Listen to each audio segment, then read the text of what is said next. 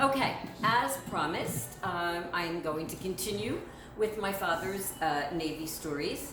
I realize this is Father's Day week, so it's kind of fitting that I'm talking about my father's side of the family, what I know, and also that I'm talking about his Navy years. So this will be the final episode of the Navy years, and I just want to say he had a few adventures, we'll say, a few things that happened in the Navy that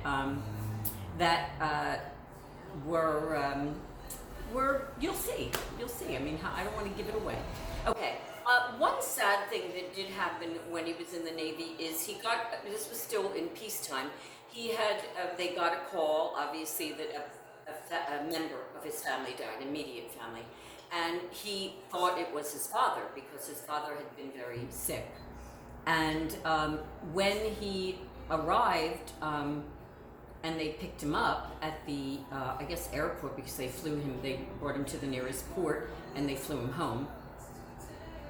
He said, it's Pop, and they said, no, it was his sister Jenny, my Aunt Jenny, who I never met, obviously. And my father was very close to my Aunt Jenny. She was 33. And apparently she went to bed and she was complaining of a headache all day, and she had her hair in curlers, and she said, let me take these curlers out. Maybe that's what's giving me such a headache. And she took 2 aspirin and went to bed. Well, she never woke up. It was a cerebral hemorrhage. And so that was that. And that was sad. He was always very sad when he told us that story. So anyway, that was something sad, also that happened when he was in the Navy. But something more adventurous was his appendix burst. Now, I don't remember. I think this was still in peacetime, but I'm not 100% sure, honestly. I just remember watching a movie on television. I don't remember. I was, maybe early teens, somewhere between, we'll say, 12 and 14, somewhere in that age group. Because I remember watching this movie, and they showed somebody on the ship had to be transferred to another ship via this, chair, literally. They had a chair, and they put you in it, secured you in, and then there was, a rope, sort of like the old laundry things. It's and they across the ocean, there you went to the other ship. And when I was like, oh my God, imagine that, I would have a nervous breakdown. I'll never forget. My father's like, yeah, I was in that. And I'm like, what? He was like, I was in that. I was in that. I went in that chair. Well, apparently, when my father's appendix broke, he was in the middle of the Atlantic, and there was no land. They couldn't get to land quick enough, because that's an emergency, obviously, when the appendix burst. And so apparently there was a hospital ship, because his ship that he was on, didn't have the facilities to do a surgery, like take your appendix out, especially back in 1940, I don't know, 50. So the hospital ship came. They pulled alongside, and it's not like here to here, it's like alongside, and they put him into this seat, got him into it really good, and there he went across the Atlantic, dangling, feet dangling, and I'm like, oh my God, just thinking about that, I would have died of a heart attack. I would have passed out of fright, literally. But you can't, you try to imagine what it must have been like, for maybe a 20-year-old kid, 21-year-old. Now his appendix has burst at sea. He's got to have this surgery, and he's going in this chair across to the hospital ship. But thank God, obviously he lived to tell us about it, and he was okay. And I don't know if he went back to the ship the same way. I have no idea. All I know is that they transferred him that way, and off he went. And he was okay. Another thing that happened is once the Korean War broke out, my father said I think he had somewhere between 6 to 9 months left in the Navy. The Korean War broke out, and everybody immediately got another year. So that's how we did 5 years in the Navy. And so he now saw war. He did not. He was in the Pacific Ocean now, but he didn't. He never was in Asia because they never docked anywhere. It was wartime. So, and he was never even in Korea. He was always off the coast of Korea. But they did see wartime, and he did talk about the ship and the waves coming over onto the into the ship, and he was the person who loaded the torpedoes. Well, at some point when he loaded one of the torpedoes, something got stuck, and his hand went with it, and they totally blew up his finger.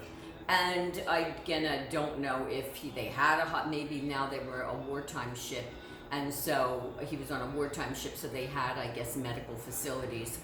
And so he had lost the bone basically on his right finger, this finger. And so I remember his finger was always like that. He couldn't straighten it, he couldn't bend it, it was always like that. And it was a shame because when he got out, he had apparently was very good at baseball, and he had a tryout with a minor league baseball team in Philadelphia at the time.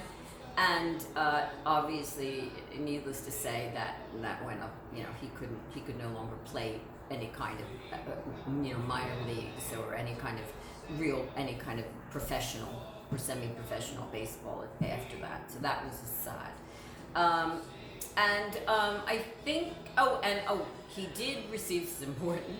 He did receive the Purple Heart for getting injured during the Korean War. So that was nice. And I just want to show you, my brother actually has the Purple Heart. I don't have it. But what I do have, which I'm going to show you, is his, and it's, unfortunately, it became stained over the years, I guess, having it always folded up and stored. I mean, we didn't even find this until after my parents died. We found it in the chest at the bottom of their drawer, at the bottom of their bed, and the ink came out on it, and we really can't get that out. But we have it. I have it, and here it is. Here's his Navy, United States Maritime Services. See, there it is. And the way they wore it, obviously, I'm folding it all wrong, but you can get the idea. Is like this. I don't know if you can see it. Yeah, you can see it. It's basically like that. And so I have that, and I keep that stored in one of my drawers all the time. And it's just really something really nice to have. So that is basically it. That's it. That's my father's Navy days.